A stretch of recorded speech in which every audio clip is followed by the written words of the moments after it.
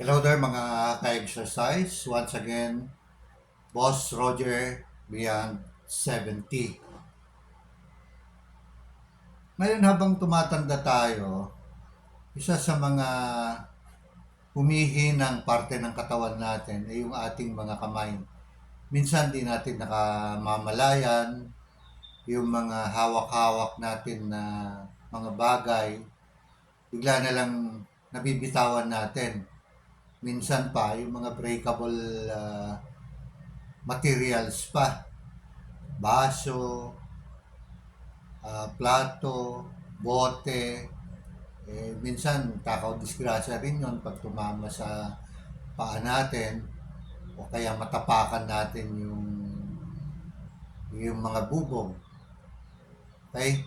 So, kailangan, even at our age, try nating i-maintain o strengthen yung ating grip, yung paghawak natin sa mga bagay. Hindi man natin kaya na yung mabibigat, at least man lang yung mga mas magagaan na bagay, kaya pa rin nating hawakan firmly na hindi natin mabibitawan. Okay? For this, I'm going to teach you simple exercises para ma-improve o mapalakas pa yung ating grip even at our age. No? One thing, I don't know if you still remember this, lumabas itong coil spring hand grip way back in the 70s. So, maski nung estudyante ako, meron ng ganito eh. Pero mga ilan-ilan pa lang. Eh, maganda, noong araw, maganda para sa amin to kasi ito lang yung nakikita naming gadget o paraan nung araw. So, actually, marami ako nabali na ganito. Yung napuputol sa dito sa spring part ng ano niya.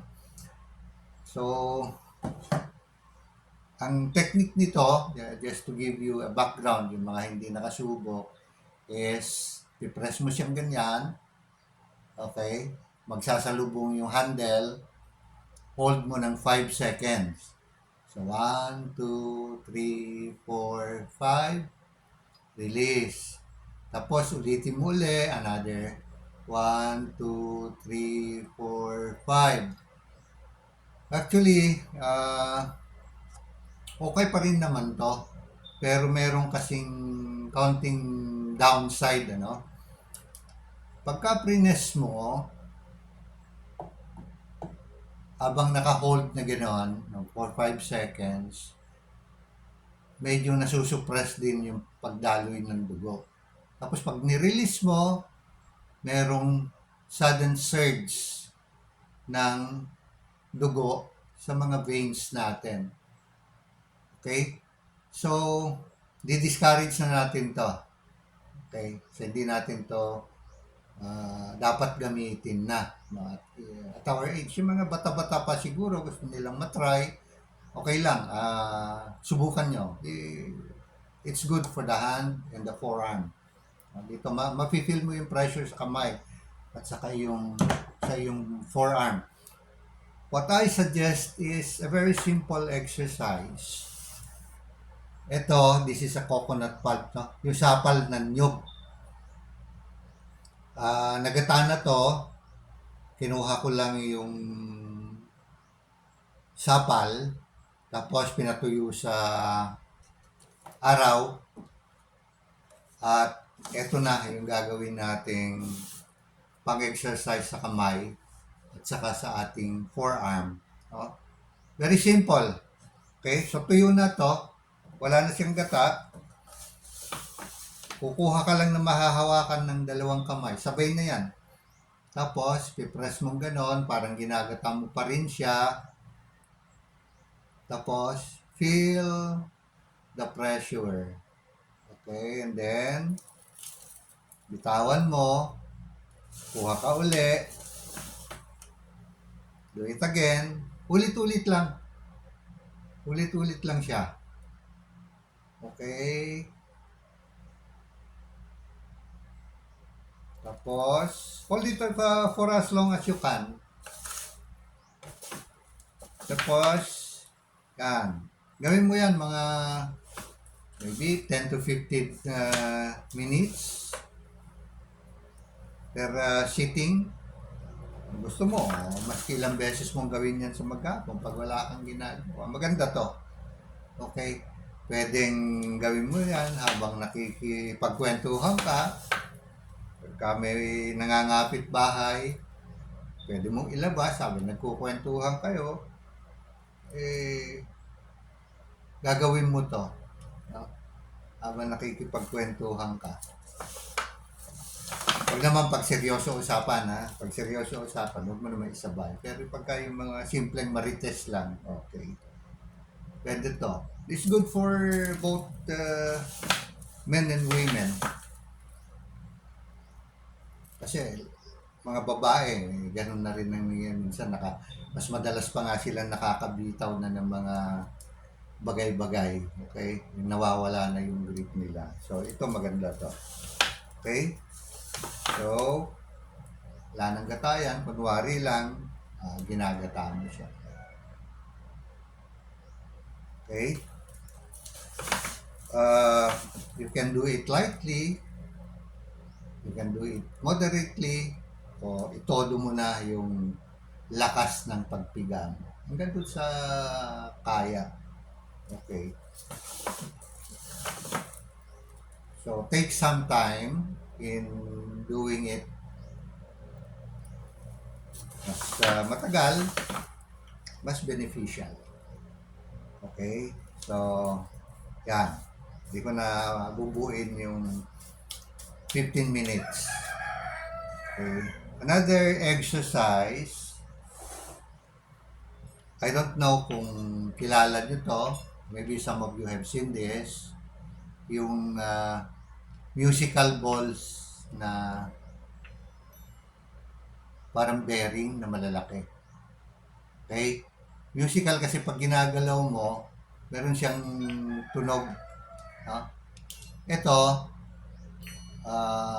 nabili ko sa Hong Kong. Pero I believe may mabibili sa mga Chinese stores nito. Sa Ungpin, Chinatown. Ano yan, pwede mong hawakan ng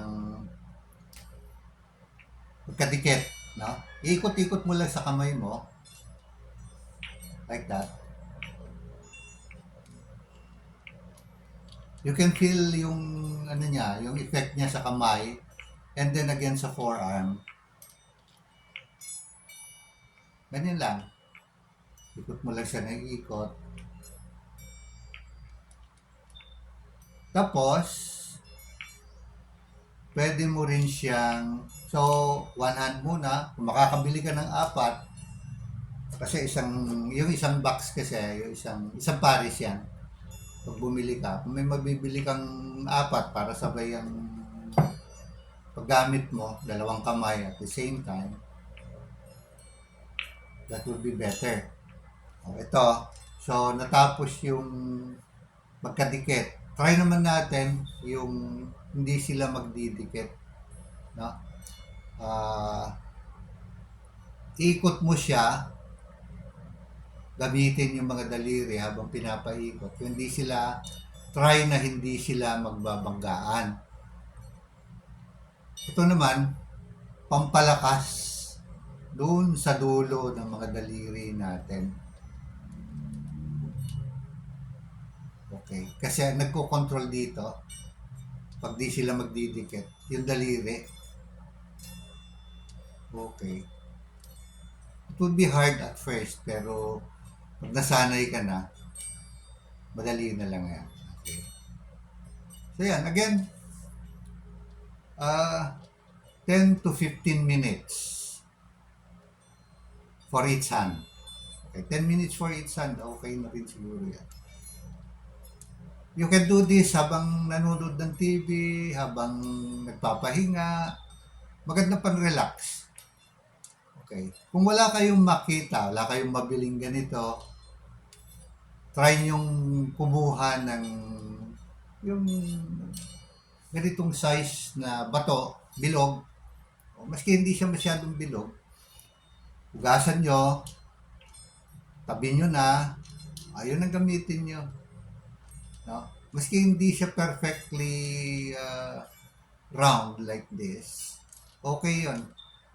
Mas ano nga yun dahil habang kinokontrol ng kamay mo, mas maganda yung epekto niya sa grip ng ating mga kamay. Okay? So, yun lang. For this time, next time may isi-share pa ako sa inyo na that would be good for the hands and the forearm, even up to the upper arm, na mga exercises na simple lang yung mga gamit. Hindi natin nakalain na maganda pala yon para sa ating mga kamay. Mga bagay na hindi mo na kailangang gastusan pa para magkaroon ka.